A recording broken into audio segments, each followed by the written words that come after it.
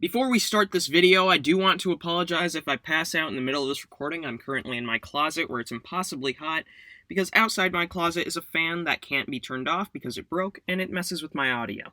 When co-creators Stan Lee and Steve Ditko were brainstorming the character of Spider-Man, they realized that nobody likes spiders. So in order to make the audience like him, they made Peter Parker as relatable to someone in the 60s as possible. What most casual fans, and even some officials on the character, get wrong about Spider-Man is they interpret Spider-Man as a story about a superhero who happens to be in high school. But what Spider-Man is, and has always been about, is the story of a young man finding where he fits in the world. This lesson is usually relayed to both Peter and the reader via the old adage, with great power there must also come a great responsibility. And unfortunately, this is not something the Marvel Cinematic Universe version of Spider-Man has had to learn. In the effort to make Tom Holland's Spider-Man different from the other versions, they have stripped away part of the reason Peter became Spider-Man, and hence part of the lesson. The exclusion of all things Uncle Ben has removed Peter's driving force of responsibility. So in order to counteract the lack of responsibility, the Marvel films have removed Peter's obstacles, his problems, his hurdles, the things that make him feel tangible, the things that make Spider-Man real. I'll be taking you through some typical Peter Parker problems, or tropes, that you can see in most Spider-Man media, and commenting on how the MCU has removed or circumvented these problems. Peter's money troubles have never really been commented on in the films, outside of maybe the one time in Civil War in which we see he built a computer out of scraps from the garbage. But from here on, the Parker's financial situation is never questioned. And while it worked in Civil War, I feel it's more important that we comment on it in the solo Spider-Man films. This is one of Peter's most classic and most tangible problems, is that everybody struggles with money at one point in their life. And since Aunt May is relatively young, we've seen her work, so we can assume that she doesn't really have money trouble, which is fine. But I would still like for there to be some sort of money problem in some capacity. Perhaps Peter needs something to be Spider-Man that can't be taken care of by Tony Stark.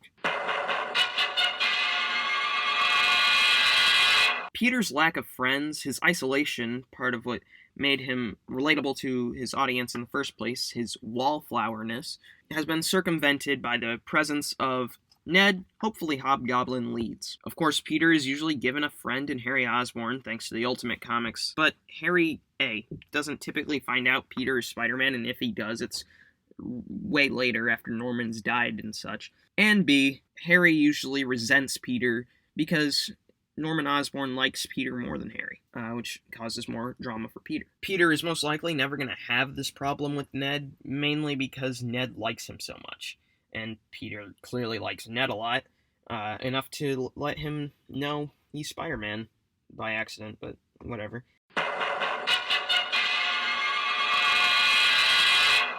Peter's girl trouble can basically be broken down into two parts. One, his general wallflowerness or social anxiety, which is probably not the right use of that term. If you know a better one, please let me know in the comments. And two, when Peter does get with the girl that he likes, he typically has to bail on her to be Spider-Man, or in the case of Black Cat, bail on her to be Peter Parker. Spider-Man Homecoming understood this to an extent with Liz Allen, but in Far From Home, we see Peter reveal his identity to Michelle, also sort of on accident. He's not great at keeping that thing. And now there's no drama when he's not there to be with her, like there was in the first two Sam Raimi Spider-Man films, and this is something that we have seen in the films quite a lot, actually, and I don't think it's unique or interesting anymore to have Peter's love interest know he's Spider-Man. We've seen it before. Give us something new. That's what you're supposed to be doing with the character, so try something different, please. Aunt May's health trouble is actually relatively a niche scenario in Spider-Man comics, only popping up a few times, but it is a trope, and I believe it's important to comment on all the bases. I don't see the movies doing this, mainly because Aunt May is so youthful, and we lose a point that we could be using for drama. And now if we ever want to do something with Aunt May, it'll be, oh, she's kidnapped by a supervillain. and that's less tangible to the viewer than you have a relative in the hospital. And the the trope of Aunt May in the hospital has caused Peter Parker to do crazy things. He hunted down Otto Octavius in the story This Be My Destiny, and probably more famously, he sold his marriage to the devil in order to save her. So, I don't know. Personally, that just screams interesting trope for a future film.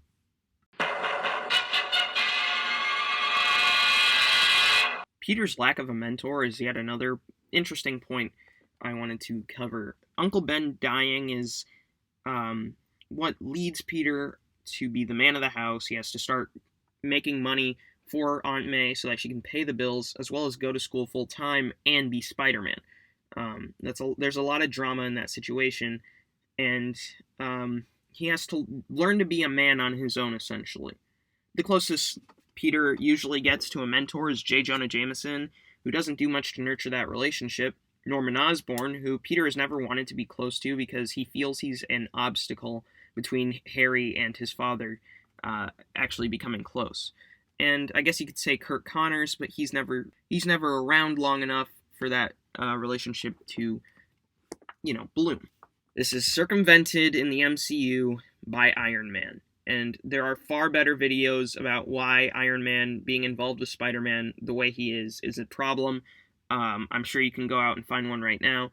Don't really have anything to add to the topic other than what I've just said.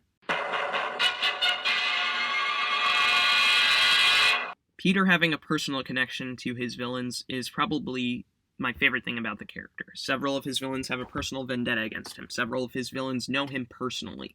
Several of his villains grow out of his mistakes. And this is not something that we have seen in the Marvel Cinematic Universe. I'm not here to comment on how the two Spider-Man villains have spun out of Iron Man's mistakes. But I personally don't feel like Vulture and Mysterio would have done anything differently had the Avengers who showed up to stop them been Iron Man or Captain Marvel or Doctor Strange. They treat Spider-Man as an obstacle, and the only reason that their threats feel personal is because, 1, Peter is so young.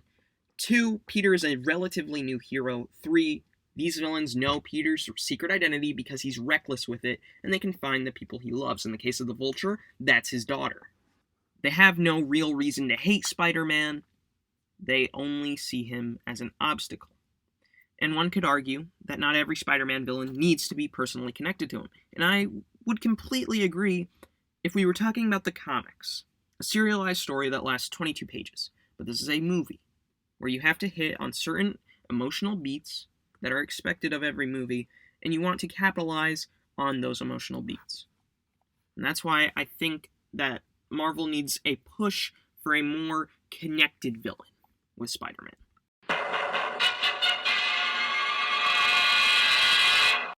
Spider-Man must come before Peter Parker. In all great Spider-Man media, Peter Parker's problems that I highlighted earlier, his wants, his needs, typically money or a girl that he loves, must come after he's defeated the villain of the story. Meaning Peter's wants must come after the world's needs. This is part of Peter's great sense of responsibility. In both major Spider-Man outings, Tom Holland's Spider-Man has blown off being Spider-Man in some capacity. In Homecoming, he loses his suit and is effectively grounded by Iron Man. And in Far From Home, he tells Ned Mysterio can handle the elementals. Because of this, the films contort themselves to get Peter involved with the plot. I'm not saying that the twist of the Vulture being Liz's dad is a bad one. Actually, I think it's a really smart one.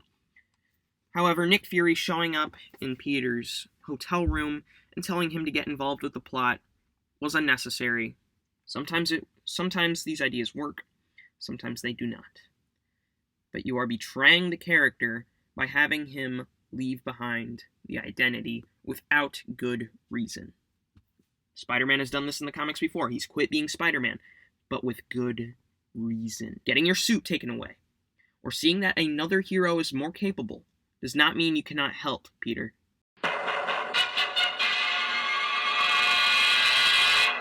As a result of all these changes to the personal problems, the relatable problems, the tangible, realistic problems that made people fall in love with Peter Parker, not just Spider-Man, but Peter Parker in 1962. That made him the third most popular superhero of all time behind Superman and Batman, are stripped away in favor of making a film about a superhero who happens to be in high school, rather than a young man finding his place in the world. So what can be done about these issues?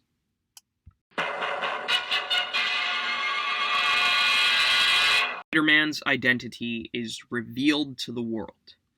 With Spider-Man's identity revealed and Peter being framed for the murder of Mysterio, Peter finally has a problem. Not a tangible, realistic problem, but a conflict outside of punching a villain or getting the girl nonetheless. Aunt May could lose her job, causing Peter to gain money troubles since both of them can't get hired anywhere.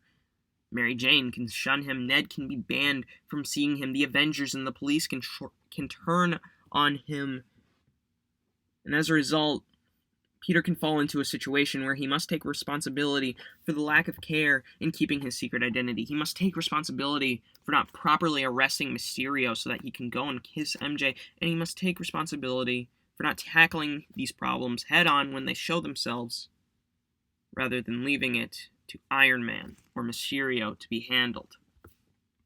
Well, of course, someone could argue that due to the short nature of a movie, they can only fit so much in. The previous cinematic Spider-Man outings, including the Mark Webb ones, have never had a problem fitting these things in. They still deliver on the classic Spider-Man drama, as well as the action that is typically expected of this character. One could theorize that this is the point of Far From Home. While it's entirely possible, I don't think Marvel Studios are that clever. But while everyone else is out there praying for a Spider-Man movie, I'll sit here content with the animated film and await a live-action Spider-Man movie where Peter must learn that with great power, there must also come great responsibility. If you made it to the end, thank you so much for watching. This is my first video like this, so if you enjoyed, be sure to let me know. And be sure to let me know what I could do to improve. That'd be great. Most people are probably going to dislike this video. That's fine. We don't have to agree. If you could share this video or even list some counterpoints in the comments, I think that would be great. I think we all just want what's best for Spider-Man. And I do like these movies as entertainment. Maybe not as Spider-Man entertainment, but as entertainment if I ever want to zone out. And I do want to say some positive stuff about the character. I like Tom Holland a lot. I think everybody's perfectly cast in these movies for what they're trying to do. And I do look forward to the next one, despite the fact that it seems like it's going to be Spider-Verse, and I think it's far too early for that. But I'm looking at these films in a vacuum of just Spider-Man films, when I should probably be looking at them as part of the MCU as a whole, which is what a lot of people do. So, yeah, thank you so much for listening or for watching.